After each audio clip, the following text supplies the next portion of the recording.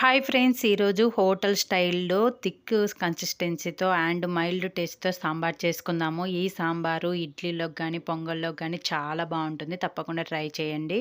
So, దీనికోసం ఒక cup కందిపప్పు ప్రెషర్ కుక్కర్‌లో వేసుకొని 2 టైమ్స్ వాష్ చేసుకొని ఆనియన్స్, టమోటా, పచ్చిమిర్చి, చింతపండు, పసుపు, ఆయిలు, వాటర్ వేసుకొని 3 విజిల్స్ వచ్చేంత వరకు ఉడికించుకొని స్టీమ్ మొత్తం పోయిన తర్వాత ఈ పప్పునంతా మిక్సీ జార్‌లో వేసుకొని మెత్తగా గ్రైండ్ చేసుకోవాలి. నెక్స్ట్ దీంట్లోకి కడాయిలోకి ఆయిల్ వేసుకొని ఆనియన్స్, పోపు దినుసులు, కరివేపాకు, ఎండుమిర్చి వేసుకొని తాలింపు మొత్తం వేయించుకోవాలి. ఇలా వేగిన తర్వాత మిక్సీ పట్టుకున్న పప్పు పేస్ట్ వేసుకొని తగినన్ని వాటర్ వేసుకొని దీంట్లోకి సాల్ట్ అండ్ 2 టేబుల్ స్పూన్ల వరకు సాంబార్ పౌడర్ వేసుకోవాలి. మీరు ఇంకొంచెం స్పైసీగా ఉండాలనుకుంటే కారం పొడి వేసుకోవచ్చు. నేను ఇక్కడైతే వేయలేదు.